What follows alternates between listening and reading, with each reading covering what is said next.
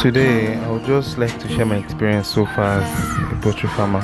It's not been bad though, but it comes with a lot of responsibilities. You have to be active both day and night. You have to be ready to work because for me now, with the limited space, it's plenty of beds. I have to clean like almost two times every week.